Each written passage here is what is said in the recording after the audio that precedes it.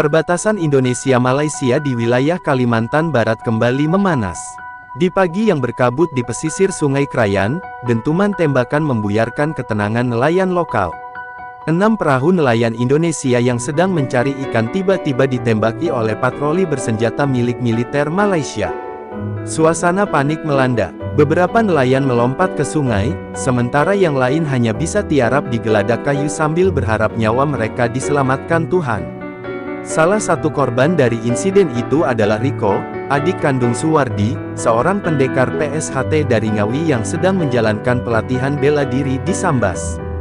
Riko terkena tembakan di bagian bahu, jatuh ke air dan menghilang terbawa arus. Kabar itu menyebar cepat ke kampung tempat Suwardi berada. Ia baru saja selesai melatih jurus Raja Wali mengunci awan, ketika seorang warga datang tergopoh-gopoh membawa kabar duka. Suwardi terpaku. Ia menatap tajam ke arah Cakrawala, kemudian mengepalkan tangan dengan kuat. Nafasnya berat, tapi matanya penuh bara. Sudah cukup. Ini bukan kali pertama mereka melecehkan kita, gumamnya lirih. Ia tahu, sebagai seorang warga sipil, ia tidak punya wewenang menyerang negara lain. Tapi sebagai pendekar yang menjunjung kehormatan bangsa, ia tidak bisa diam. Dalam waktu singkat, Suwardi mengumpulkan informasi dari warga pesisir yang menyaksikan kejadian tersebut. Beberapa nelayan yang selamat mengaku melihat bendera Malaysia di perahu penyerang. Mereka juga menyebutkan satu nama, Letnan Malik, komandan unit Malaysia yang dikenal brutal di perbatasan. Nama itu membuat dada Suwardi membara. Ia pun memutuskan untuk melakukan penyusupan ke area perbatasan yang dikuasai tentara Malaysia. Di malam hari, saat kabut turun dan suara binatang malam mulai bersahutan, Suwardi berpakaian hitam-hitam dan meninggalkan kampung.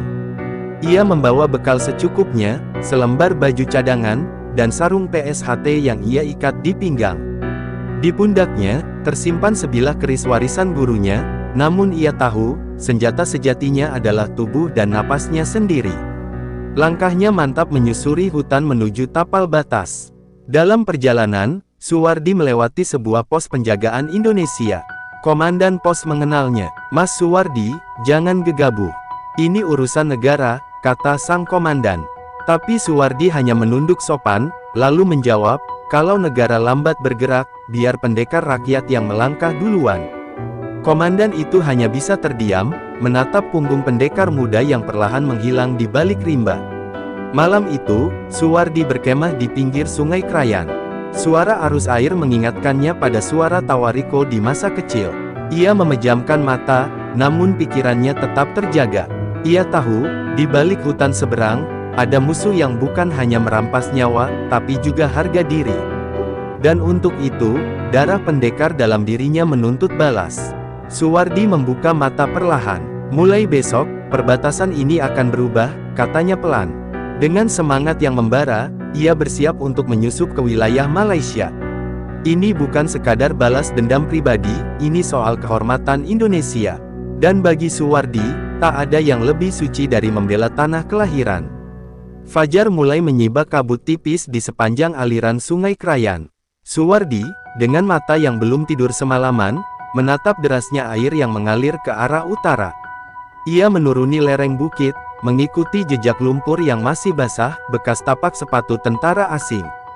Setiap langkahnya menyatu dengan tanah, napasnya teratur seperti aliran tenaga dalam yang tak pernah putus. Ia sadar, di balik belukar dan hutan bambu itu, musuh sedang mengintai, dan korban mungkin masih menunggu pertolongan.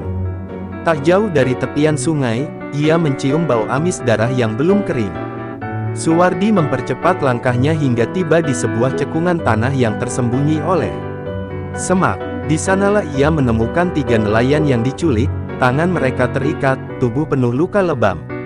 Salah satu dari mereka mengenali Suwardi, bergetar saat menyebut namanya, "Mas." Riko, sudah dibuang ke sungai setelah ditembak. Wajah Suwardi menegang, namun ia mengangguk tegar, lalu memotong ikatan mereka dengan kerisnya. Tiba-tiba, terdengar suara ranting patah di semak belukar. 6 orang tentara Malaysia dengan seragam loreng muncul, membawa senapan laras panjang. Mereka terkejut melihat Suwardi berdiri tegak di tengah tawanan. Tanpa bicara, salah satu dari mereka menodong senjata. Tapi sebelum pelatuk ditarik, Suwardi sudah melayang. Dengan jurus harimau menyergap, ia menghajar dua tentara sekaligus, membuat tubuh mereka terpental membentur pohon. Sisanya mencoba menyerbu bersama-sama, namun Suwardi tak memberi celah. Ia menyusup seperti angin, menghantam ulu hati dan dagu musuh dengan pukulan presisi khas PSHT. Salah satu musuh mencoba kabur, namun Suwardi melempar batu sebesar genggaman tangan ke arah kepalanya, tepat mengenai pelipis, dan musuh itu pun tumbang seketika. Dalam waktu kurang dari 2 menit, 6 pasukan bersenjata lengkap takluk di bawah tangan kosong satu pendekar. Suwardi memeriksa tas milik salah satu prajurit. Ia menemukan peta kecil bertanda merah, menunjukkan titik pertemuan pasukan Malaysia di hutan perbatasan wilayah Serudong. Di samping peta, ada dokumen berbahasa Melayu, Operasi Pengamanan Aset Negara. Matanya menyipit. Rupanya, insiden nelayan itu bukan insiden spontan, melainkan bagian dari operasi yang lebih luas untuk menduduki wilayah perairan Indonesia secara perlahan. Dengan cepat, Suwardi membawa para nelayan ke tempat aman, menitipkan mereka pada warga pedalaman yang dikenal ramah dan bersahabat dengan para pendekar. Sebelum berpisah, salah satu nelayan berseru, "Balaskan dendam kami, Mas. Jangan biarkan mereka menginjak-injak negeri ini." Suwardi hanya mengangguk singkat, namun dalam hatinya, api sudah menyala lebih besar dari sebelumnya. Malam kembali menyelimuti hutan, namun kali ini Suwardi bergerak lebih cepat. Dengan peta di tangan dan kemarahan dalam dada, ia menyusup ke arah utara, menuju titik merah di peta itu. Ia tahu, di sana bukan hanya akan ada prajurit. Di sana akan ada komandan, senjata berat, dan niat jahat yang harus dihentikan. Dan untuk itu, tidak ada pilihan lain, Suwardi akan membawa badai ke markas musuh. Langkahnya menyatu dengan tanah, tubuhnya menyatu dengan malam. Tak ada suara, tak ada ragu. Yang tersisa hanya satu hal, dendam pendekar untuk keadilan, dan awal dari amukan besar yang akan membuat dunia tahu, jangan pernah usik tanah Indonesia. Perjalanan Suwardi menuju titik merah di peta membawanya menembus rimba Kalimantan selama 2 hari 2 malam tanpa henti. Ia menyelinap di antara akar pohon, tidur beralaskan daun, dan hanya makan buah hutan. Tubuhnya letih, tapi semangatnya menyala. Malam ketiga, dari balik semak lebat, ia melihatnya, sebuah markas tersembunyi, terbuat dari kontainer baja, dijaga ketat oleh tentara Malaysia dengan senjata laras panjang. Di atasnya, berkibar bendera asing di tanah Indonesia, pemandangan yang langsung membuat darah Suwardi mendidih. Markas itu dikenal oleh warga sekitar sebagai gudang hitam, tempat rahasia yang tidak tercatat dalam peta resmi. Disinilah segala operasi intelijen dan penahanan tawanan dilakukan secara diam-diam. Dari kejauhan, Suwardi mengamati pergerakan mereka. Setiap 2 jam sekali, pasukan bersenjata berpatroli. Di sisi barat, hanya ada 2 penjaga, celah kecil yang bisa dimanfaatkan. Malam itu, Suwardi menempelkan tanah ke wajahnya sebagai kamuflase, dan bergerak seperti bayangan. Dengan keahlian siluman yang ia pelajari dari gurunya di PSHT, Suwardi berhasil menyusup masuk ke halaman. Dalam tanpa terdeteksi, ia melumpuhkan 2 penjaga hanya dengan teknik kuncian napas dan pukulan saraf. Saat masuk ke dalam kontainer utama, ia menemukan ruangan penyiksaan dengan dinding berlumur darah kering. Di sana, tergantung seorang pemuda dengan wajah lebam, ternyata seorang relawan Indonesia yang dituduh mata-mata. Dengan cepat, Suwardi memotong ikatannya dan menyuruhnya melarikan diri ke hutan. Saat hendak keluar, alarm markas tiba-tiba berbunyi, jejak Suwardi terlacak. Lampu sorot dinyalakan. Puluhan prajurit bersenjata mengepung dari segala arah. Tapi Suwardi tidak mundur. Ia berdiri di tengah halaman, tubuh tegap, lalu membuka ikat pinggang sarung pesnya. "Kalian langgar batas, kalian lukai saudara kami, dan kalian kira tidak akan ada balasan." Suaranya tenang, tapi mengguncang jantung setiap tentara yang mendengarnya. Pertarungan brutal pun meledak. Suwardi bergerak seperti badai. Jurus kobra terbang, ia lancarkan untuk melumpuhkan prajurit di atap yang mencoba menembaknya. Lalu ia berputar dengan jurus elang menukik, menghantam 4 lawan sekaligus. Suara tulang patah, teriakan kesakitan, dan dentuman senjata kosong mengisi udara. Satu persatu pasukan Malaysia tumbang oleh tangan kosong Suwardi, hingga hanya tersisa sang komandan, Mayor Faizal, pemimpin markas itu. Mayor Faizal adalah mantan atlet silat internasional, bertubuh besar dan membawa belati khas Melayu. Mereka saling menatap sebelum duel tanpa senjata dimulai.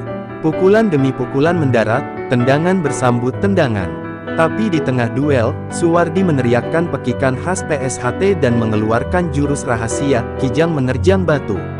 Tendangannya menghantam dada Faizal hingga pria itu terpental dan tak sadarkan diri. Markas Gudang Hitam kini berada di bawah kendali Suwardi seorang diri. Dengan napas tersengal, Suwardi membakar dokumen rahasia dan peralatan sabotase yang ia temukan di dalam markas. Api menjilat langit malam sebatik, sementara bendera Malaysia yang berkibar kini diturunkan olehnya dan digantikan dengan sang merah putih yang ia bawa dari dalam sarungnya. Api semangatnya menyala seiring kobaran api di markas musuh. Dunia harus tahu, Indonesia bukan tanah untuk diinjak sembarangan. Suwardi meninggalkan markas sebelum fajar, menyusuri jalur sungai kecil dengan tubuh penuh luka tapi jiwa tak tergoyahkan. Ia tahu ini belum selesai. Di balik gunung dan sungai lain, musuh lebih besar menanti. Tapi hari ini, satu pesan telah dikirim, bila kau sentuh batas kami, pendekar akan datang menghancurkanmu. Kemenangan Suwardi di Gudang Hitam menjadi berita yang tersebar secara diam-diam di antara komunitas intelijen dan militer. Namun, bagi Malaysia, kekalahan itu adalah aib nasional. Pemerintah mereka tidak bisa membiarkan seorang pendekar Indonesia mengobrak-abrik markas di wilayah perbatasan tanpa pembalasan. Maka dikirimlah Komandan Rosli, pendekar silat Melayu legendaris sekaligus pemimpin pasukan khusus yang dikenal kejam dan tak pernah terkalahkan. Lokasi duel pun ditentukan secara rahasia, puncak Bukit Tawau, di tengah wilayah netral antara dua negara. Suwardi menerima tantangan itu tanpa gentar. Baginya, ini bukan hanya tentang adiknya yang gugur, bukan sekadar balas dendam, tapi ujian kehormatan, antara dua pendekar, dua aliran bela diri, dan dua negara yang berdiri dengan harga diri. Ia tiba di Bukit Tawau sebelum fajar. Angin berhembus dingin, kabut menyelimuti puncak, dan keheningan hanya dipecah oleh desir rumput dan langkah kakinya. Di seberang, Rosli telah menunggu, berdiri tegak dengan tangan di belakang dan mata menusuk seperti elang. Tak ada kata-kata basa-basi. Rosli hanya berkata, engkau berani masuk ke tanah kami. Sekarang hadapi aku sebagai laki-laki. Suwardi menjawab singkat, aku hanya menjemput kehormatan yang kalian rampas. Tanpa aba-aba, duel pun dimulai. Rosli melancarkan pukulan bertubi-tubi dengan gaya silat lian padukan yang cepat dan tajam. Namun Suwardi mampu menangkis dengan jurus PSHT yang kokoh dan luwes seperti air menghantam batu. Pertarungan berlangsung sengit. Keduanya sama-sama menguasai teknik kuncian, serangan jarak dekat, bahkan tendangan melayang. Suwardi sempat terdesak oleh pukulan cepat Rosli yang mengarah ke ulu hati. Namun, dengan teknik segitiga terbalik, ia mengunci pergelangan tangan lawan dan melemparnya ke tanah. Rosli berguling cepat dan bangkit kembali, lalu melancarkan tendangan sabit yang nyaris mengenai kepala Suwardi. Darah mulai mengalir dari pelipis Suwardi, namun tatapannya tidak berubah. Ia mengatur napas, lalu bersiap dengan posisi kuda-kuda khas PSHT, satu tangan di depan, satu tangan siap meluncur. Jurus mata angin ia lancarkan, serangan cepat dari empat arah yang membuat Rosli kehilangan ritme. Dalam satu momentum, Suwardi menghantam dada Rosli dengan pukulan lurus penuh tenaga dalam. Rosli terhuyung, batuk darah, dan terjatuh. Rosli mencoba bangkit, namun lututnya gemetar. Ia tersenyum getir, mengakui kehebatan lawannya. Kau benar-benar pendekar sejati, katanya lirih. Suwardi menghampirinya, tapi tidak menyelesaikan serangan. Ia memilih mundur satu langkah, memberi kehormatan kepada lawan yang telah berjuang tanpa curang. Aku datang bukan untuk mempermalukan. Aku datang untuk mengingatkan, ujar Suwardi sebelum membalikkan badan dan meninggalkan puncak itu. Dari balik kabut, pasukan Malaysia mulai berdatangan, namun mereka tak menyerang. Mereka menyaksikan dengan mata kepala sendiri bagaimana Komandan Rosli dikalahkan oleh seorang pendekar dari tanah seberang. Suwardi melangkah turun tanpa terganggu, tubuhnya penuh luka, namun semangatnya berkobar. Di dadanya, suara sang adik bergema, "Bang, tunjukkan siapa kita." Dan Suwardi telah melakukannya, dengan tangan, dengan ilmu, dan dengan kehormatan. Setelah menghancurkan markas darurat Malaysia di Serudong, Suwardi tidak mundur. Ia justru semakin berani. Kini targetnya adalah simbol kekuasaan, pos lintas batas Malaysia di perbukitan Kalabakan, titik utama pergerakan militer dan perdagangan di wilayah sengketa. Pos ini dijaga ketat oleh lebih dari 50 personel lengkap dengan senapan otomatis, CCTV, dan menara pengawas. Bagi Suwardi, inilah jantung pertahanan musuh, dan harus dipukul telak. Malam itu, hujan deras mengguyur perbatasan. Kilat menyambar, menyamarkan langkah kaki Suwardi yang bergerak cepat di antara parit dan pagar kawat berduri. Dengan memanjat tebing curam dan menggunakan batang bambu sebagai tongkat lompat, ia berhasil menyelinap ke sisi barat pos tanpa terdeteksi. Di punggungnya, terselip bendera merah putih dan sarung PSHT yang selalu ia bawa, sebagai pengingat bahwa ia bukan datang sebagai penjahat, tapi sebagai pembela kehormatan. Begitu mencapai pelataran dalam, Suwardi langsung melancarkan serangan kejutan. Dua prajurit yang sedang patroli roboh seketika dengan pukulan mematikan ketengkuk. Alarm berbunyi, dan seluruh markas pun siaga. Tapi Suwardi sudah ada di tengah-tengah mereka, bergerak cepat seperti bayangan. Jurus bayangan naga ia mainkan, gerakan putaran rendah yang menghantam lutut dan perut lawan secara bersamaan, membuat musuh tak berdaya. Beberapa tentara mencoba membalas dengan tembakan, namun Suwardi terus bergerak, memanfaatkan tiang, dinding, dan sudut ruangan sebagai tameng. Ia menendang senapan dari tangan musuh, mematahkan pergelangan dengan teknik kuncian, dan menghajar mereka satu persatu. Setiap gerakannya presisi, setiap pukulannya menghantam pusat tenaga lawan. Seolah tubuhnya tidak mengenal rasa takut ataupun ragu. Setelah melumpuhkan lebih dari setengah pasukan, Suwardi naik ke menara pengawas. Dari sana, ia menurunkan bendera Malaysia secara simbolis. Di bawah gemuruh hujan, ia mengibarkan bendera merah putih yang ia bawa sejak awal. Para prajurit Malaysia yang tersisa hanya bisa menatap takjub dari bawah, tak ada yang berani mendekat. Suara guntur mengiringi saat kain merah putih berkibar di tiang utama markas musuh, pemandangan yang memicu gelombang kemarahan dan kekaguman sekaligus. Tak lama kemudian, dua kendaraan lapis baja mendekat dari arah timur. Tapi sebelum sempat menyerang, mereka terkena jebakan ledakan mini yang dipasang Suwardi saat menyelinap tadi. Dentuman keras mengguncang tanah, api membumbung tinggi, kekacauan menyelimuti seluruh markas. Dalam kekacauan itu, Suwardi menghilang kembali ke dalam gelap, seperti sosok legenda yang datang hanya untuk menghukum keangkuhan. Di dunia maya, rekaman dari kamera pengawas yang dibocorkan seorang simpatisan mulai beredar. Isinya, seorang pria bertelanjang kaki, bersarung, dengan gerakan cepat dan mematikan, menundukkan puluhan prajurit bersenjata tanpa menembakkan satu peluru pun. Warganet menyebutnya, pendekar hantu dari perbatasan. Namun di dunia nyata, pemerintah Malaysia murka besar dan menuntut klarifikasi dari Indonesia, yang justru membantah mengenal siapapun bernama Suwardi. Namun rakyat Indonesia tahu siapa dia. Bagi mereka, Suwardi bukan hanya pendekar PSHT, tapi simbol bahwa di tengah dunia modern yang dipenuhi senjata dan teknologi, masih ada satu hal yang tak bisa dikalahkan, kehormatan, keberanian, dan tekad satu anak bangsa untuk membela tanah airnya sampai titik darah penghabisan. Suwardi berdiri tegak di tengah aula utama markas militer Malaysia. Dinding-dinding beton bergetar akibat bentrokan sebelumnya, dan aroma mesiu masih menggantung di udara. Di hadapannya berdiri seorang perwira tinggi Malaysia bernama Komandan Razak, ahli bela diri silat tempur dan pemegang sabuk hitam dalam beberapa aliran bela diri Asia. Razak menyipitkan mata, menilai sosok Suwardi yang tampak biasa saja, tak menyangka bahwa pria inilah yang telah menghancurkan separuh pasukannya. "Aku tak akan membiarkanmu keluar hidup-hidup dari markas ini," teriak Razak sembari melompat cepat ke depan, serangannya menyapu dari samping dengan tendangan memutar. Namun Suwardi hanya sedikit memiringkan tubuhnya, menghindar seolah gerakan lawannya itu hanya sapuan angin.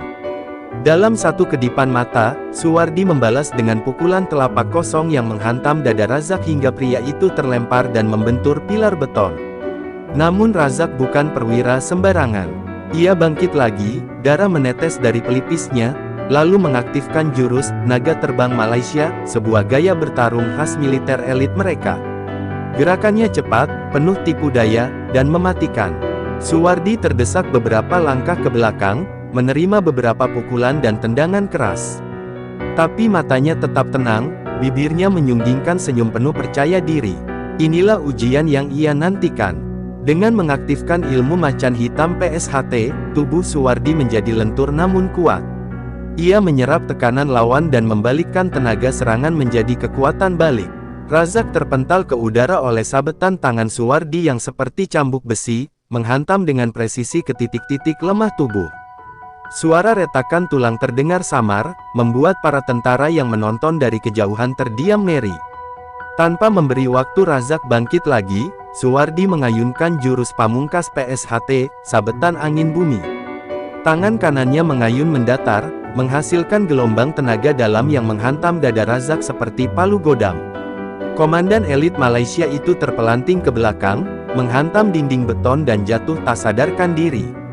Senyap menyelimuti ruangan. Tak ada lagi perlawanan. Para tentara Malaysia meletakkan senjata. Mereka mundur, perlahan, mengangkat tangan tanda menyerah. Mereka menyadari bahwa mereka berhadapan dengan pendekar sejati, bukan tentara biasa. Suwardi tak mengejar mereka. Ia berdiri tenang, memandang ke sekeliling, lalu berjalan menuju bendera Malaysia yang tergantung di tengah ruangan. Dengan satu hentakan kaki, tiang itu roboh dan bendera jatuh ke tanah. Dengan langkah pasti, Suwardi mengibarkan bendera merah putih yang dibawanya sejak awal dari dalam tas punggungnya. Ia menancapkannya di tengah aula, menandai kejayaan Indonesia atas kesombongan musuh. Ini bukan soal tanah semata, tapi harga diri bangsa, ucapnya pelan namun tegas. Cahaya matahari mulai masuk dari lubang reruntuhan dinding, menyinari bendera Indonesia yang kini berkibar gagah. Namun Suwardi tahu, perjuangannya belum usai. Di luar markas, kabar tentang penyerbuan ini telah menyebar cepat. Negara tetangga tak akan tinggal diam. Tapi bagi Suwardi, apapun yang datang setelah ini, ia akan hadapi sebagai pendekar sejati. Demi tanah air, demi kehormatan, dan demi PSHT yang selalu mengajarkan bahwa kebenaran harus ditegakkan walau satu dunia melawan. Suasana langit di perbatasan mulai memerah. Suwardi berdiri di atas reruntuhan markas utama militer Malaysia dengan tubuh berlumur lumpur dan darah musuh. Di sekelilingnya, puluhan tentara Malaysia tergeletak tak berdaya, sebagian masih menggeliat, mencoba bangkit, namun ketakutan telah meruntuhkan semangat juang mereka. Suwardi tak sekadar menang dalam fisik, ia menaklukkan mental musuh. Ilmu PSHT yang mengalir dalam nadinya mengubahnya menjadi simbol keberanian tanah air. Teriakan, "Hidup Indonesia!" menggema dari para warga perbatasan yang mulai berdatangan menyaksikan kemenangan epik itu. Mereka menyambut Suwardi dengan pelukan dan air mata haru. Seorang ibu tua bahkan bersimpuh di kakinya, berterima kasih karena telah menyelamatkan kampung mereka dari intimidasi pasukan Malaysia yang selama ini kerap membuat onar. Suwardi hanya tersenyum dan berkata lirih, "Ini bukan tentang aku, ini tentang martabat bangsa." Di sisi lain, Jenderal Aswan, komandan tertinggi Malaysia yang selama ini memandang rendah kekuatan bela diri Indonesia, menyaksikan kehancuran markasnya dari balik layar drone pengintai. Matanya membelalak, napasnya sesak oleh rasa malu dan marah. "Siapa sebenarnya orang itu?" bentaknya pada ajudannya. "Suwardi dari PSHT, Jenderal. Kami tak pernah memprediksi kemampuannya." Jawaban itu membuatnya terdiam, memegang kepalanya sendiri. Indonesia langsung mengirim pasukan elit TNI untuk mengamankan wilayah perbatasan yang telah dibersihkan oleh Suwardi. Namun ketika mereka tiba, medan sudah tenang. Tak satu pun pasukan musuh yang tersisa untuk dilawan. Seorang komandan TNI berdecak kagum melihat jejak pertempuran. Ini, seperti kerja satu batalion, tapi hanya dilakukan oleh satu orang. Katanya tak percaya. Mereka lalu mengibarkan bendera merah putih di atas menara bekas markas Malaysia sebagai tanda kemenangan mutlak. Suwardi menolak untuk kembali ke ibu kota meski tawaran menjadi pahlawan nasional telah disuarakan. Ia memilih kembali ke padepokan PSHT dan menghabiskan hari-harinya melatih generasi muda. Kemuliaan itu bukan dari pangkat, tapi dari pengabdian, begitu jawabnya saat wartawan ingin mewawancarai. Namanya menjadi legenda. Banyak yang ingin berguru padanya, tapi Suwardi hanya berkata, "Jangan belajar untuk sombong, belajarlah untuk membela yang lemah." Di Kuala Lumpur, pemerintah Malaysia harus meminta maaf secara terbuka atas pelanggaran perbatasan. Tekanan dari komunitas internasional dan kekalahan telak yang mereka derita memaksa mereka tunduk. Bahkan beberapa perwira tinggi Malaysia dicopot dari jabatannya karena dianggap telah memprovokasi perang tanpa hasil. Nama Suwardi bahkan disebut dalam sidang Kabinet Malaysia dengan rasa ngeri. Sementara itu, di kalangan pesilat Nusantara, nama Suwardi menjadi legenda hidup. Di setiap padepokan PSHT, kisahnya diajarkan sebagai contoh nyata kekuatan mental, keteguhan hati, dan keberanian membela tanah air. Para pendekar dari berbagai perguruan pun menghormatinya sebagai tokoh pemersatu. Dalam diam, Suwardi telah menciptakan gelombang baru semangat nasionalisme. Akhir cerita ini bukan tentang kemenangan dalam peperangan, melainkan kemenangan dalam mempertahankan harga diri bangsa. Suwardi PSHT telah membuktikan bahwa satu pendekar yang berani dan bersih hati bisa mengubah sejarah. Ia bukan sekadar pendekar, ia adalah tembok terakhir bangsa, yang ketika negara terancam, ia bangkit sebagai benteng hidup. Dan rakyat pun tahu, selama masih ada Suwardi, Indonesia tak akan pernah tunduk.